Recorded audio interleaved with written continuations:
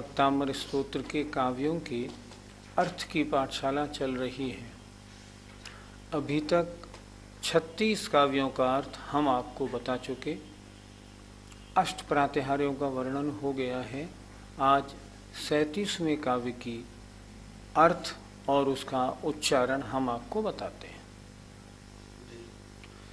इत्थं यथा तव विभूतिरभूजिनेन्द्र इत्थं यथा तव विभूतिरभूजिनेन्द्र धर्मोपदेशन विधौ न तथा परस्य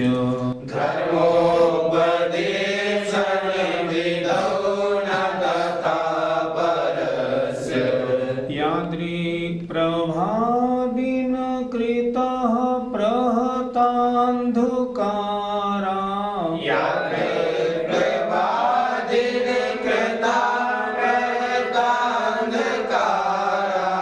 तादृक्कुतः ग्रहगणस्य विकासिनोऽपि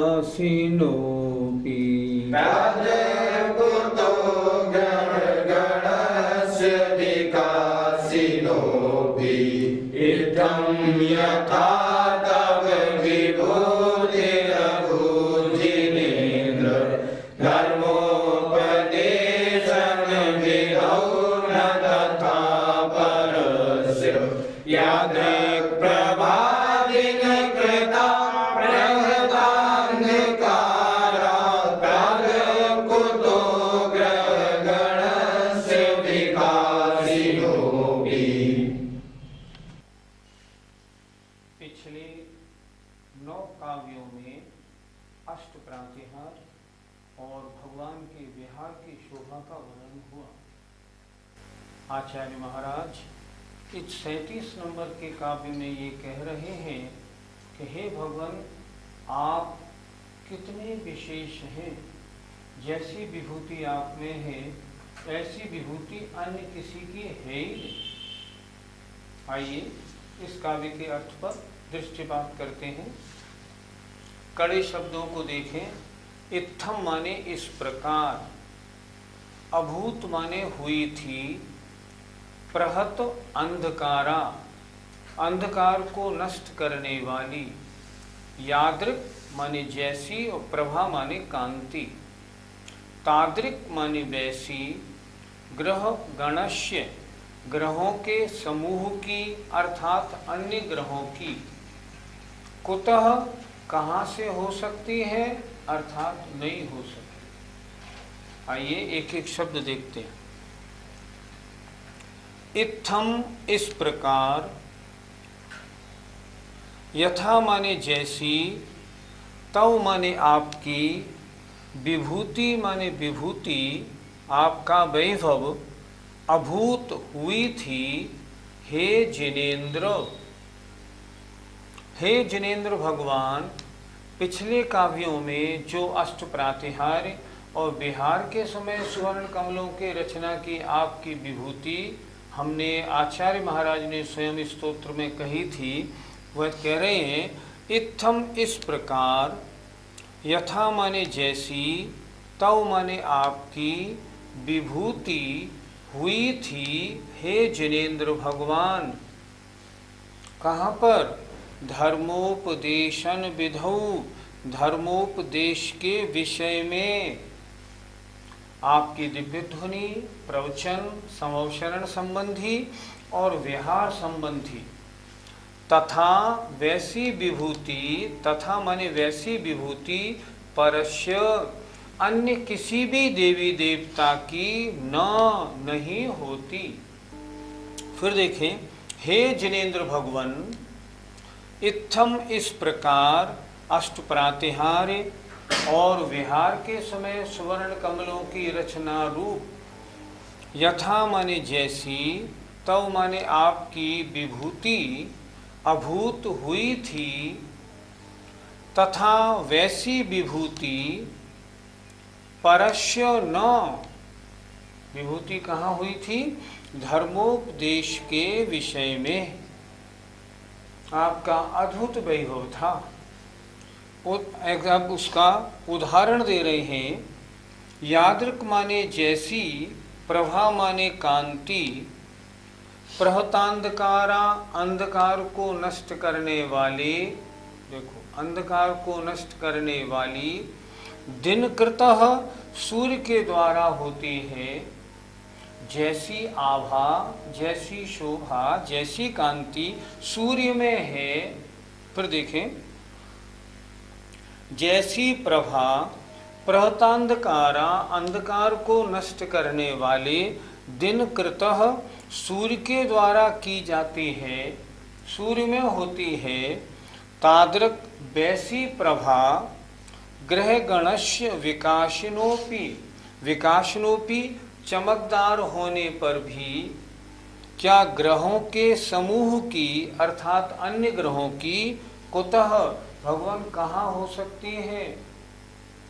आकाश में सूर्य है, सूर्य के अलावा और बहुत सारे ग्रह हैं, तारे हैं, नक्षत्र हैं, सब हैं, लेकिन जो कांति सूर्य की है, क्या वैसी कांति अन्य नक्षत्रों में, ग्रहों आदि में है?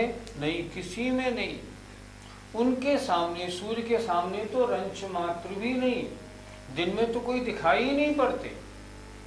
इसी तरह हे भगवान, समवशरण में, अष्टप्रातिहार्य सहित और उपदेश में और विहार में जो विभूति आपकी थी भगवान, अन्य किसी भी देवी देवता की न थी, न हो सकती। फिर देखें, हे जिनेन्द्र, इस प्रकार तव माने आपकी जैसी विभूति धर्मोपदेशन विधौ, धर्मोपदेश के विषय में अभूत हुई थी, वैसी विभूति परस्य माने अन्य किसी भी देवी देवता की नहीं है। आप अद्भुत वैभव वाले हैं। यादृक प्रभा जैसी कांति दिनकृतः प्रहतांधकारा, अंधकार को नष्ट करने वाली सूर्य की होती है, तादृक वैसी प्रभा विकासिनोपि, चमकदार होते हुए भी, ग्रह गणस्य, ग्रहों के समूह की कुतः भगवान कहाँ हो सकती है? अर्थात नहीं हो सकती। सूर्य सूर्य है, तारे तारे हैं, ग्रह नक्षत्र हैं, कोई मुकाबला नहीं। उसी तरह भगवान आपका अन्य किसी भी देवी देवता से विभूति के मामले में भी कोई भी मुकाबला हो ही नहीं सकता। पंडित जी, भगवान का वैभव किस प्रकार का था? वैभव दो प्रकार का होता है, एक अंतरंग और एक बहिरंग। अंतरंग वैभव भगवान का किस प्रकार का था? अनंत दर्शन, अनंत ज्ञान, अनंत सुख और अनंत शक्ति। ज्ञान जिसका कोई पार नहीं, दर्शन अनंत। बहिरंग वैभव क्या था? बहिरंग वैभव समवशरण जैसी विभूति। कहते हैं सौधर्मेंद्र की सभा हो, सौधर्मेंद्र का महल हो, किसी भी देवी देवता की कोई भी विभूति हो, समवशरण जैसी विभूति कहीं हो ही नहीं सकती। अंतरंग वैभव ज्ञान, दर्शन, सुख, शक्ति संबंधी, और बहिरंग वैभव होता है जो सबको देखने को मिले, समवशरण, दिव्य ध्वनि आदि रूप। इस प्रकार भगवान का वैभव दो प्रकार का होता है। पंडित जी, क्या ऐसा वैभव किसी देव आदि का नहीं होता? समवशरण में 100 इंद्र, तीनों लोकों के 100 इंद्र हाथ जोड़े खड़े रहते हैं। क्या ऐसा वैभव, ऐसा प्रभुत्व किसी और का हो सकता है? किसी का नहीं हो सकता। हो वैभव माना जाता है श्रेष्ठ देवों का, पर जहाँ देव नहीं, सारे 100 के 100 इंद्र हाथ जोड़े खड़े रहते हों, जिनकी सभा में, जिनकी हम कह सकते हैं चाकरी में, उन भगवान के वैभव का क्या कहना है। जैसा वैभव तीर्थंकर भगवान का होता है, इस वैभव का सामने रंच मात्र भी किन्हीं अन्य देवी देवताओं का वैभव हो ही नहीं सकता, न आज तक हुआ। पंडित जी, समवशरण में कौन कौन से जीव जाते हैं? इस संबंध में शास्त्रों के कुछ अलग अलग मत हमें देखने को मिलते हैं। तिलोय परिणतिकार तो कहते हैं कि वहाँ अभव्य और मिथ्या दृष्टि जीव नहीं जाते, लेकिन उत्तर पुराणकार कहते हैं अभव्य भी जाते हैं, मिथ्या दृष्टि भी जाते हैं। जब मिथ्या दृष्टि समवशरण में जाएंगे ही नहीं, तब मिथ्या दृष्टियों को सम्यक दर्शन प्राप्त कैसे होगा? अर्थात लगता तो यही है कि मिथ्या दृष्टि जीव भी समवशरण में जाते हैं। पंडित जी, समवशरण की रचना कौन करता है? जब इंद्र को विभिन्न चिन्ह और अवधि ज्ञान के द्वारा ये ज्ञात हो जाता है कि उस स्थान पर उन भगवान को केवल ज्ञान प्राप्त हुआ है, तब सबसे पहले वे उठकर भगवान को परोक्ष नमस्कार करते हैं और उसके बाद वे अपने कुबेर को भेजते हैं कि तुम जल्दी जाओ और समवशरण बनाओ। कुबेर लोकपाल होते हैं, इतने शक्तिशाली होते हैं कि वे क्षण मात्र में ही सारी रचना बना देते हैं। 37वां काव्य हुआ। अब 38वें काव्य का उच्चारण देखते हैं। च्युतन मदाबिल विलोल कपोल मूल, च्युतन मदाबिल विलोल कपोल मूल, मत्त भ्रमर नाद विवृद्ध कोपम, मत्त भ्रमर नाद विवृद्ध कोपम, ऐरावताभमिभमुद्धतमापतन्तं, ऐरावताभमिभमुद्धतमापतन्तं, दृष्ट्वा भयं भवति नो भवदाश्रितानां, दृष्ट्वा भयं भवति नो भवदाश्रितानां, च्युतं मदाबिल विलोल कपोल मूल, मत्त भ्रमर नाद विवृद्ध कोपम, ऐरावताभमिभमुद्धतमापतन्तं, दृष्ट्वा भयं भवति नो भवदाश्रितानां। भगवान की विभूति का वर्णन, अष्ट प्रातिहारी का वर्णन, भगवान के विहार का वर्णन और आप अद्भुत विभूति वाले हैं, यह चर्चा पिछले 10 काव्यों में हुई। अब अगले 9 काव्यों में आचार्य बताएंगे संसार में 8 प्रकार के डर होते हैं, भय होते हैं, जिनसे आदमी डरता रहता है कि ये डर आ ना जाए।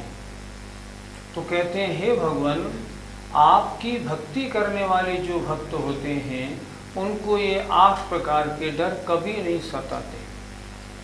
डर क्यों लगते हैं? असाता वेदनी का उदय हो, भय नाम की जो प्रकृति है उसका तीव्र उदय हो तो डर लगता है। लेकिन भगवान जो आपके भक्त होते हैं उनको भय नाम की प्रकृति का भी मंदोदय रहता है। वे भक्ति करने वाले सम्यक दृष्टि होते हैं, असाता वेदनी का भी मंदोदय रहता है, उन्हें डर नहीं सताता। पहले भय का वर्णन यहाँ इस काव्य में है, हाथी संबंधी वर्णन। यद्यपि इन दिनों हाथी संबंधी डर कम रहता है क्योंकि हाथियों की संख्या बहुत कम है, लेकिन पहले जब ये काव्य रचा गया था तब तो सब सेठ बड़े बड़े लोगों के पास हाथी घोड़े ये सब चीज़ें होती थी, अतः उस समय इन चीज़ों का डर बहुत रहता था। तो हाथी का डर भगवान आपके भक्त को नहीं लगता, इस बारे में इस काव्य में चर्चा होगी। कड़े शब्द देखें, इसका अर्थ थोड़ा सा कड़ा है, जरा देखें। भवदाश्रितानाम, आपके आश्रित जनों को, जिन्होंने आपका आश्रय लिया है, जो आपकी भक्ति करने वाले हैं उनको। स्योतन झरते हुए, बहते हुए। मदाविल बिलोल, मदाविल मद से गीले अर्थात मंद जल से, विलोल माने चंचल अर्थात चंचल। ऐरावताभ, ऐरावताभ ऐरावत की तरह। आपतंतम सामने आते हुए, एवं माने हाथी को।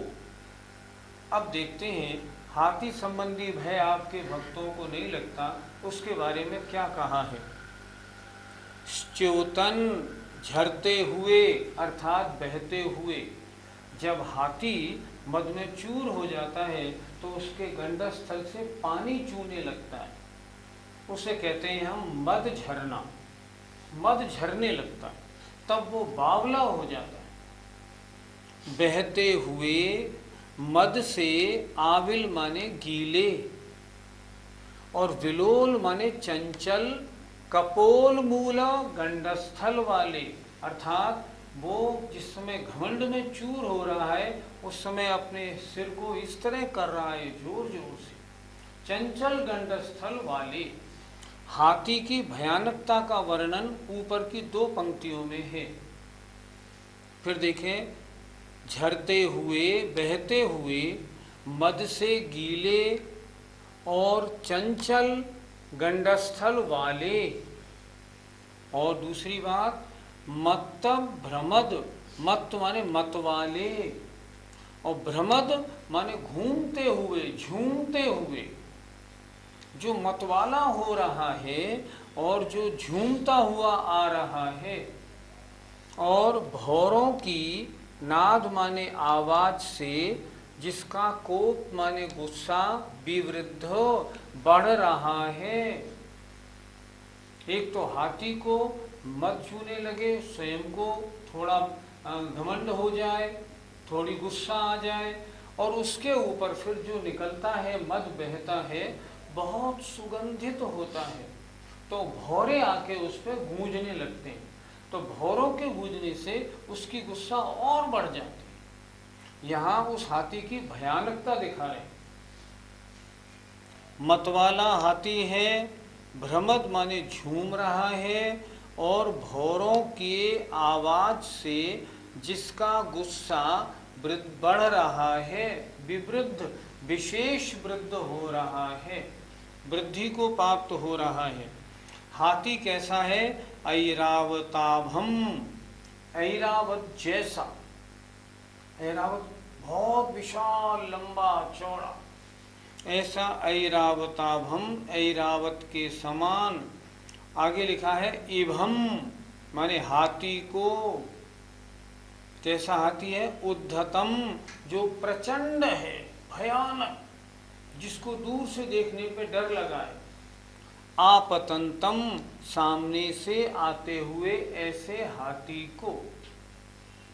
आपतंतम, सामने से आते हुए को। दृष्टवा माने देख कर। भवद आश्रिता नाम, आपके आश्रित अर्थात आपके भक्तों को।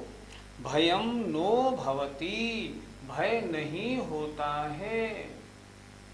कैसा ही भयानक हाथी सामने से आ रहा हो, भगवान जो आपके भक्त होते हैं उनको डर नहीं लगता। क्यों नहीं लगता? वे सम्यक दृष्टि होते हैं। आपका भक्त सम्यक दृष्टि तो होगा ही, और सम्यक दृष्टि को साथ भय नहीं होते। तो भगवान हाथी कैसा ही हो, अगर वास्तव में आपका भक्त है तो उसको डर नहीं लगता। फिर देखें कैसा भयंकर हाथी है। बहते हुए, मद से गीले, और विलोल माने चंचल, कपोल मूला गंडस्थल वाला है। और कैसा है? मत, मत वाला है। भ्रमद, झूमता हुआ चला आ रहा है। और भौरों के आवाज से, उसका जो मद बह रहा है उसकी खुशबू से बहुत सारे भौरे उस पर गूंज रहे हैं।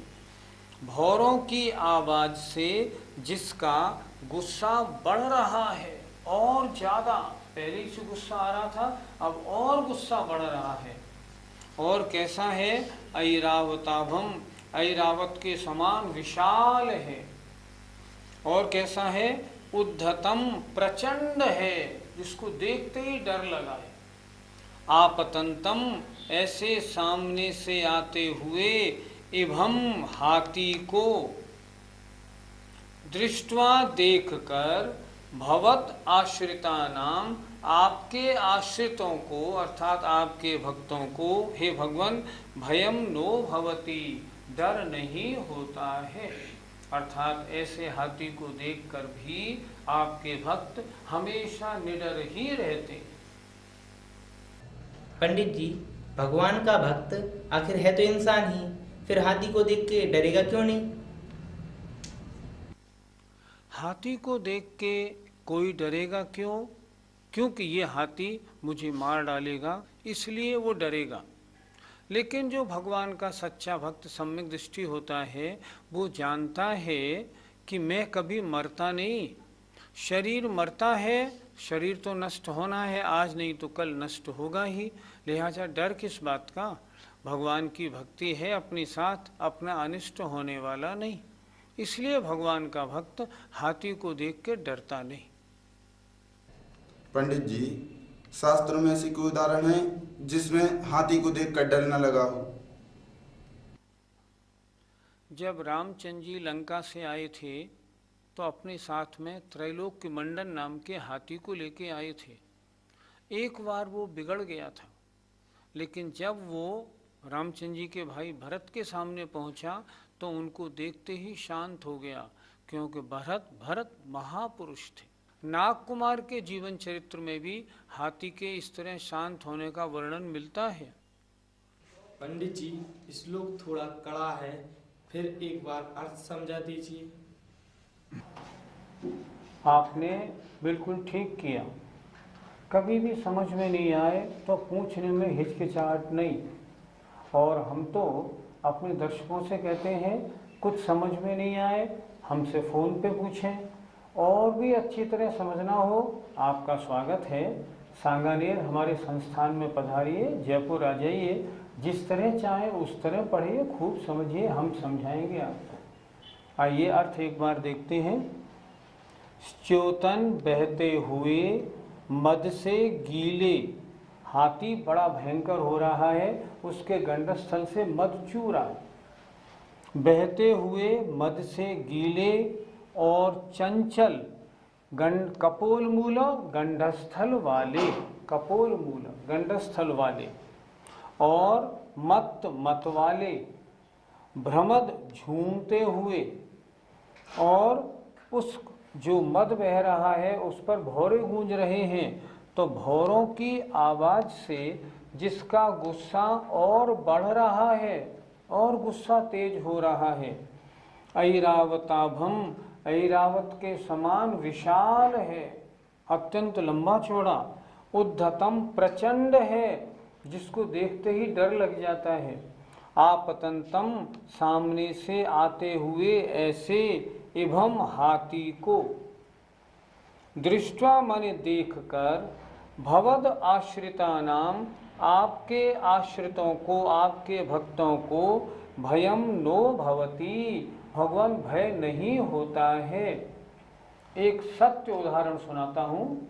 एक बार अलीगढ़ में हाथरस में जब रथ यात्रा निकली थी, आज से 70-80 वर्ष पहले, तो एक हाथी बिगड़ गया था।